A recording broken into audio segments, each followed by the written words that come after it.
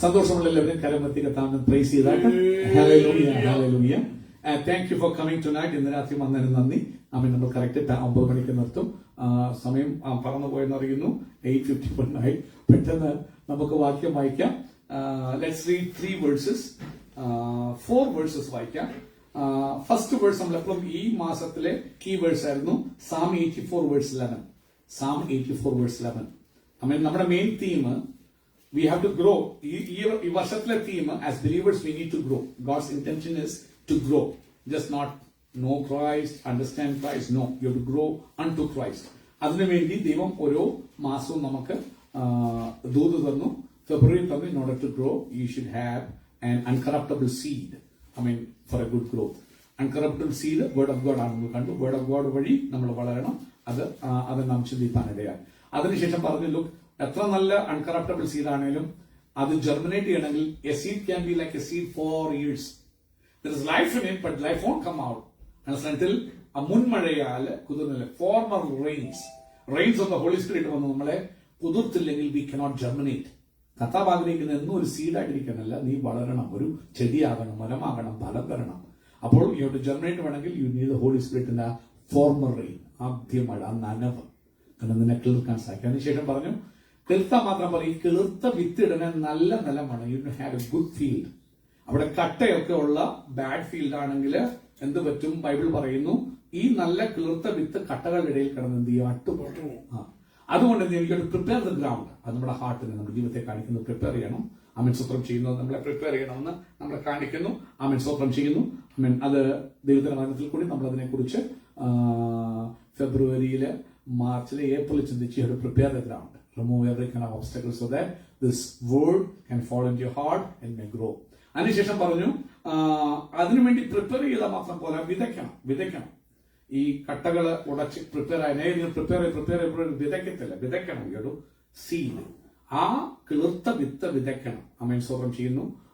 ആ വിതയ്ക്കാനായിട്ട് നമ്മൾ വിതയ്ക്കാൻ പോകുമ്പോൾ നമ്മളൊരു പുതിയ ടേം പഠിച്ചു. ചുമ്മാ പോയി വിതച്ചാൽ പോരാ, സോ ഇൻ ടീയേഴ്സ്. ഇവിടെ ഇരിക്കുന്ന യൗവനക്കാർ ഉൾപ്പെടെ, യങ്സ്റ്റേഴ്സ് ഉൾപ്പെടെ, നിങ്ങളുടെ ഫ്യൂച്ചറിനെ കുറിച്ച്, നിങ്ങളുടെ കുടുംബത്തെ കുറിച്ച് വിതയ്ക്കാൻ പോകുമ്പോൾ cry over it. Say, Lord, thank you for my life. Thank you for the education you gave me. എനിക്ക് തന്ന വിദ്യാഭ്യാസം നന്ദി.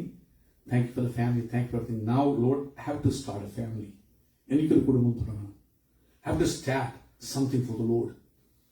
But I cannot do it by myself. എന്റെ ബുദ്ധി കൊണ്ട് പറ്റത്തില്ല. അതുകൊണ്ട് before I start sowing in myself, എന്നെ തന്നെ ഒരു വിത്തായിട്ട് വിതയ്ക്കുന്നതിന് മുമ്പ് shed little tears before God. ഒന്ന് കരയാം.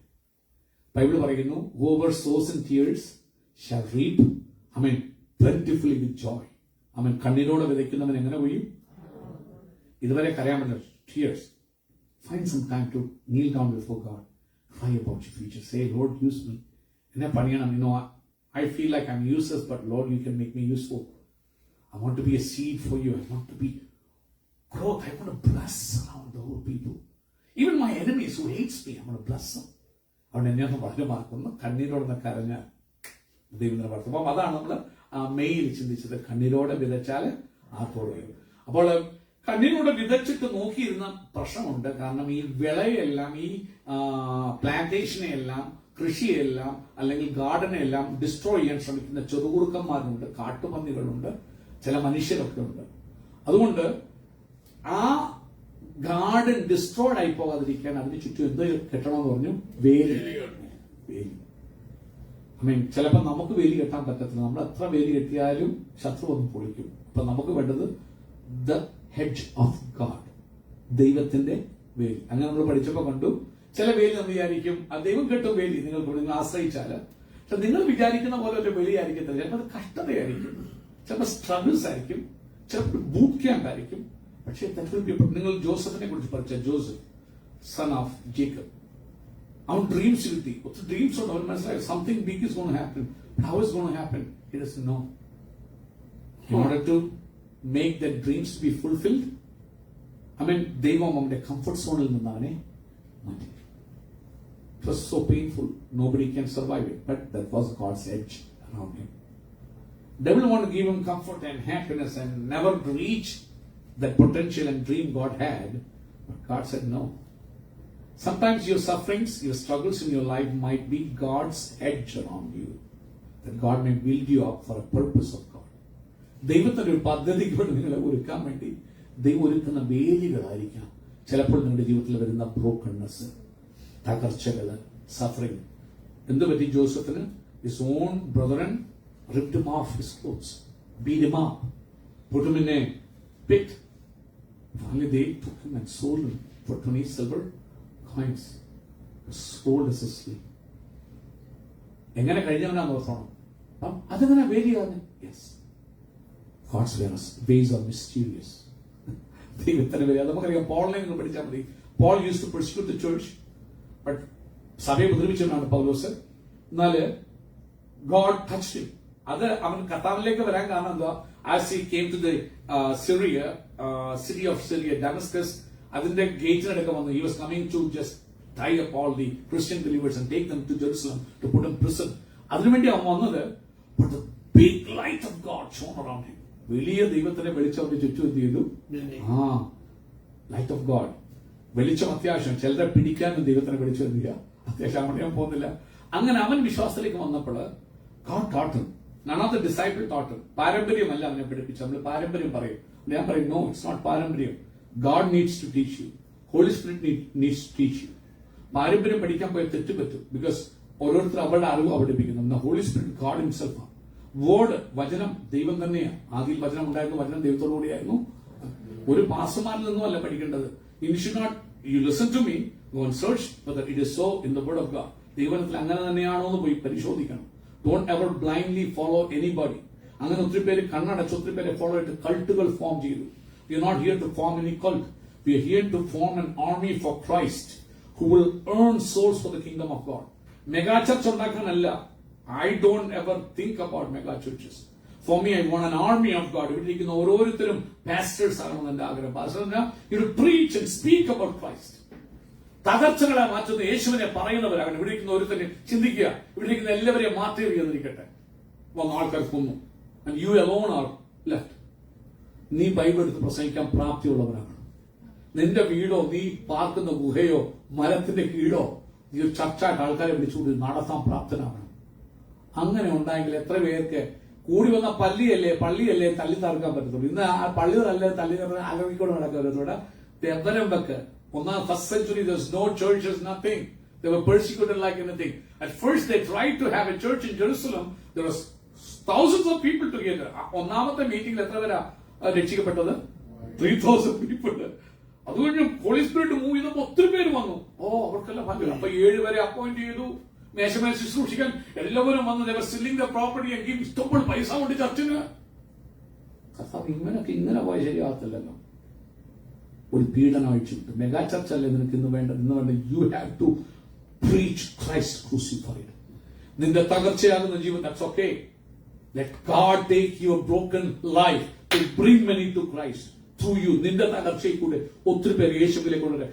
ലൈഫ് റിയൽ ആയിരിക്കണം. എന്നാൽ അനേകർ പ്രീച്ച് ചെയ്യുന്നത് move, break, I don't care. Christ വന്ന് മരിച്ചു കഴിഞ്ഞു. All my curse is broken through Christ. Now you shall go, you need to shine for the lord. അതാ എന്റെ ഇത്. ഇനിയും കെട്ടഴിക്കല്ലോ. നീ ജസ്റ്റ് സ്പീക്ക് അബൌട്ട് ക്രൈസ്റ്റ്. നീ ഒരു ചുവട് വെച്ചാൽ മതി. God will bring.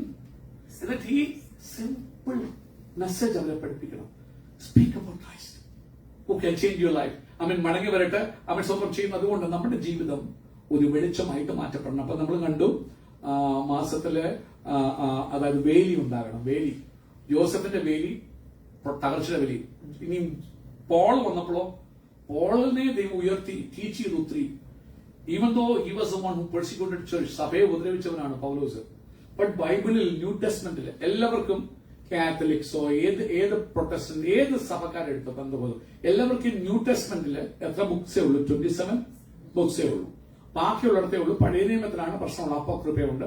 കാത്തലിക്സിന് extra books ആയിട്ട് വരിക്കണ്ട. Now let's go to New Testament. So at least we are all one in New Testament. 27 bouquet ഉള്ളൂ. നമ്മൾ പറയുന്ന ബൈബിൾ 27 ബുക്കേ ഉള്ളൂ. ഞങ്ങൾ ഈ ദിവസങ്ങൾ വായിക്കുമ്പോൾ we read Catholic Bible, so there's nothing difference. It's all same, different language, but I like Catholic Bible more than Protestant Bible because it's more reverence ഉള്ളതും more meaning full നിങ്ങൾ വായിക്കുമ്പോൾ ഇച്ചിരി depth അതിനകത്തുണ്ട് അത് വായിക്കുമ്പോൾ വാക്യങ്ങൾ. സോ ഞങ്ങൾ നോക്കിയപ്പോൾ തെറ്റൊന്നും കാണുന്നില്ല. Exactly same message, nothing is different. അതുകൊണ്ട് പോളിനെ ദൈവം പഠിപ്പിച്ചിട്ട് ഏറ്റവും വലിയ സർപ്രൈസ് 14 ബുക്സ് ഔട്ട് ഓഫ് 37 ആരാ എഴുതിയെന്നറിയാമോ? പാരമ്പര്യമല്ല എഴുതിയത്, ഹോളി സ്പിരിറ്റ് അനോയിന്റിങ്. പൗലോസിനെ പീറ്റർ അല്ല പഠിപ്പിച്ചത്, യെരുശലേമിലെ ഒറ്റ അപ്പോസ്തലന്മാരുമല്ല പഠിപ്പിച്ചത്. Paul tried to go to Jerusalem, but the Holy Spirit said, no, they're not going to accept you. ഇനി അവർ സ്വീകരിക്കത്തില്ല. ഇന്നല്ല പണ്ടുണ്ട്, അപ്പോസ്തലരുടെ മധ്യത്തിലുണ്ട്. ദൈവത്തിന്റെ വഴി നടക്കാതെ സ്വന്തം ഇഷ്ടത്തിനും സ്വന്തം ജ്ഞാനം അപ്പോസ്തലന്മാരുടെ മധ്യത്തിലുമുണ്ട്. പോൾ എഴുതുന്ന കൊരിന്ത്യലേഖനം വായിച്ച മറ്റ് സൂപ്പർ അപ്പോസ്തലന്മാരെ പോലെ എന്നാണ് കമ്പയർ ചെയ്യുന്നുണ്ട്. മറ്റുള്ളവർക്കല്ല, സൂപ്പർ അപ്പോസ്തലന്മാർ ഭയങ്കരമാണ്. ഞാനും ഒരു അപ്പോസ്തലനാണ്, ദൈവം എന്നെ തെരഞ്ഞെടുത്തു. ആരും പുള്ളിയെ കൈവച്ചാക്കേണ്ടൊന്നും കാണുന്നില്ല. അവിടെ ഇവരാരും അംഗീകരിച്ചിട്ടില്ല. ദൈവം വിളിച്ച് ശുശ്രൂഷയിലാക്കി. എന്നാൽ 14 പുസ്തകം ഇന്ന് പത്രോസ് എഴുതിയത് 2 ലേഖനങ്ങള് അവൻ കൂടെ നടന്ന പത്രോസ് എഴുതിയത്. ഈ മനുഷ്യൻ സഭയെ മുടിച്ചവൻ. അതിനെന്താ? ഹോളി സ്പിരിറ്റ് വന്നാൽ നിന്നെ പഠിപ്പിക്കും. അതുകൊണ്ടാണ് പറഞ്ഞത് don't rely on traditions of പത്രോസിനൊക്കെ പറഞ്ഞു ഞാനായിരുന്നു യേശുവിന്റെ ഏറ്റവും അങ്ങനെ പറഞ്ഞേനെ. പക്ഷെ അങ്ങനെയല്ലായിരുന്നു. നിങ്ങൾ ബൈബിൾ നോക്കി കഴിഞ്ഞാൽ ഒന്നാമത്തെ സുനഹദോസ് കൂടിയപ്പോൾ പീറ്റർ അല്ല ലീഡ് ചെയ്യുന്നത്. കാരണം യേശു പഠിപ്പിച്ചൊരു കാര്യം, നിങ്ങളിൽ ആരെങ്കിലും പ്രധാനിയാകണമെങ്കിൽ നിങ്ങൾ അവന്റെ ദാസൻ. അത് മനസ്സിലാക്കിയ പത്രോസ് കർത്താവ് മരിച്ച ശേഷം എനിക്ക് സ്ഥാനം വേണമെന്ന് പത്രോസ് പറഞ്ഞില്ല. കാത്തലിക്സ് എന്ന് പറയുന്ന ഒന്നാമത്തെ പോപ്പ് പീറ്റർ എന്ന് വിളിച്ചു. Let me tell you, Peter was married and he had mother-in-law. Jesus went to his home and healed his mother-in-law. നമ്മൾ വ്യക്തമായിട്ട് പഠിക്കുന്നുണ്ട്. അവൻ ശ്രദ്ധിച്ചു നോക്കണം. പീറ്റർ അല്ല first synod of the church lead ചെയ്തത്. It was a brother, half brother of Jesus Christ, James ആണ് lead ചെയ്തത്. മടങ്ങി വരട്ടെ. അപ്പൊ ഈ പോള് കർത്താവിൽ ഒത്തിരി വെളിപ്പാടൊക്കെ പ്രാപിച്ചപ്പോൾ ദൈവം ചുറ്റൊരു വേലി കെട്ടി. God build a hedge around him. You know what? സാത്താന്റെ ദൂതനെ അവനെ കുത്താനായിട്ട് ഏൽപ്പിച്ചു. ഏഞ്ചൽ ഓഫ് സേറ്റൻ ടോർമെന്റ് ചെയ്യാൻ. He's praying and people are getting healed. പ്രാർത്ഥിച്ചൊരു ടവൽ കൊടുത്തുവിട്ട് ഒരു സിക്കിന്റെ മേലിട്ട് അവൻ ഹീൽഡ് ആകുക. പക്ഷെ പോൾ എന്തുവാ? ഈ സിക്ക് ആൻഡ് ഈ prayed and it was A Angel of a devil tried to torment him. പക്ഷെ ബൈബിൾ പറയുന്നു God said to him, my grace is sufficient for you. ആമേൻ. ഇന്ന് രാത്രി കാലം ഓർത്തോ, ദൈവം നിങ്ങൾക്ക് വലിയ കിട്ടും. ആമേൻ. സ്വന്തം അതുകൊണ്ട് വെളിച്ചത്തിലേക്ക് വരാൻ പരിശോധന. When you come to light, ഒന്നാമത്തെ ഒരു കാര്യം, ഭയം നിങ്ങളെ വിട്ട് ഫിയർ. 27 നമ്മൾ എഴുന്നേറ്റ് ഒരു ഗാനം പാടി. ഓൾറെഡി 9 o'clock ആയി. എഴുന്നേറ്റ് പാട്ട് പാടി പ്രിയാൻ വേണ്ടി പോവാം. ആമേൻ. ബൈബിൾ പറയുന്നു, ആമേൻ, when you come into the light Christ, fear will leave you. You'll be free of fear. ആമേൻ. നിങ്ങൾക്ക് വെളിച്ചത്തിലോട്ട് വരുമ്പോൾ God will become your shield. This month God is saying, come into the light. See things as it is. ഡാർക്ക്നെസ്സിൽ നിന്നാൽ എപ്പോഴും ഭയം നിങ്ങളെ ഭരിക്കും. വെളിച്ചത്തോട് വന്നാൽ you shall be blessed. നമുക്കൊരു ഗാനം പാടാം. ടൈം പെട്ടെന്ന് പറഞ്ഞു പോയതുകൊണ്ട് let's all sing another song and